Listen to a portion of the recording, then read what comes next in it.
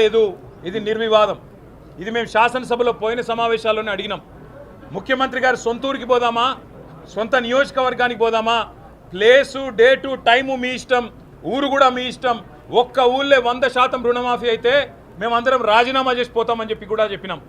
కానీ మళ్ళీ ఈరోజు గవర్నర్ గారు నోటెంబడ రుణమాఫీ అయిపోయింది, లక్షలాది మంది రైతులు సంతోషంగా ఉన్నారు అని చెప్పి అబద్ధాలు చెప్పించి గవర్నర్ గారి స్థాయిని కూడా దిగజార్చి ఈ కాంగ్రెస్ ప్రభుత్వం మళ్ళొక్కసారి తన భ్రష్టత్వాన్ని, తన నీచత్వాన్ని బయటపెట్టుకుంది. పెట్టుబడి సాయం అందని రైతులు రుణమాఫీ కాక, పెట్టుబడి సాయం జరగక, కేసీఆర్ గారి టైంలో ఉండే రైతు బంధును కూడా కనీసం అమలు చేసే పరిస్థితి లేక ఆగమాగమైపోతుంటే ఇవాళ రైతు బంధు మొత్తం అందింది. అది మాత్రమే కాకుండా రైతు కూలీలకు కూడా సాయం చేస్తున్నామని చెప్పి గవర్నర్ గారి నోటెంబడ ఇవాళ అబద్ధాలు చెప్పించడం అంటే గవర్నర్ గారికి కూడా అవమానం. ఇది వారు కూడా గుర్తించాలని చెప్పి కూడా మేము కోరుతా ఉన్నాం. సాగునీటి సంక్షోభం రోజు రోజుకు తీవ్రమవుతా ఉంది. కేవలం కేసీఆర్ గారి మీద గుడ్డి ద్వేషంతో, మా పార్టీ మీద గుడ్డి కోపంతో అక్కడ మేడిగడ్డను రిపేర్ చేయకుండా 15 నెలలు ఎండబెట్టడం వల్ల ఇవాళ మొత్తం గోదావరి పరివాహక ప్రాంతంలో ఎండిపోతున్న ప్రతి ఎకరా పంటకు బాధ్యత తీసుకోవాల్సింది రేవంత్ రెడ్డి అనే ఈ ముఖ్యమంత్రి. రేవంత్ రెడ్డి అనే చేతగాని ముఖ్యమంత్రి వల్ల ఈరోజు రాష్ట్రంలో లక్షలాది ఎకరాల్లో పంటలు ఎండిపోతుంటే, ఆ పంట ఎండిపోయి అవస్థలు పడుతున్న రైతులు, తమ పొలాన్ని నిప్పు పెట్టుకుంటున్న రైతులు, తమ పొలంలో ఇవాళ గొర్రెలను మేకలను మేపుతున్న రైతులు వాళ్ళు ఎదురు చూసిండ్రు.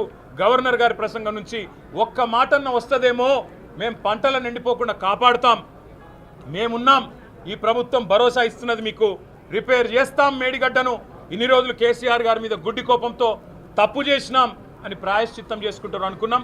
ఆ సోయి కూడా ఈ ప్రభుత్వానికి లేదు.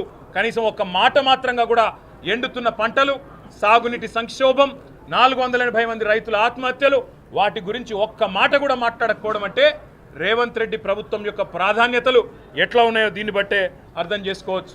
ఇవాళ భారతదేశంలో బహుశా ఏ రాష్ట్ర సెక్రటేరియట్లో జరగని అత్యంత ఘోరమైన నీచమైన పరిస్థితి మన రాష్ట్ర సెక్రటేరియట్లో జరిగింది. 20% కమిషన్ ఇయ్యందే ఇక్కడ బిల్లులు వస్తలేవని చెప్పి కాంట్రాక్టర్లు ఆర్థిక శాఖ మంత్రి, ఉప ముఖ్యమంత్రి గారి ఛాంబర్ ముంగట ధర్నా చేసే పరిస్థితి రాష్ట్రంలో బహుశా ఎన్నడూ కూడా గతంలో లేదు, మరి భారతదేశంలో కూడా బహుశా ఎక్కడా లేదని నేను అనుకుంటా ఉన్నా. ఇవాళ 20% కమిషన్ తప్ప విజన్ లేని ప్రభుత్వం ఇది. ఈ విజన్ ఉంది, ఆ విజన్ ఉంది, ఏఐ, డేటా సైన్సెస్ అని పెద్ద పెద్ద మాటలు.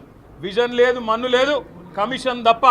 No vision, only commission, only 20% commission అనే విధంగా ఇవాళ ప్రభుత్వాన్ని నడుపుతూ, ఢిల్లీకి మూటలు పంపుతూ, ఇక్కడ చిన్న కాంట్రాక్టర్లను, సర్పంచ్లను, చిన్న చిన్న వ్యక్తులను వేధించి చివరికి ఓవర్సీస్ స్కాలర్షిప్లు ఇవ్వకుండా, గురుకులాల్లో తిండి పెట్టకుండా ఈరోజు పిల్లల్ని చంపుతున్న అరాచక ప్రభుత్వం రేవంత్ రెడ్డి ప్రభుత్వం, కాంగ్రెస్ ప్రభుత్వం.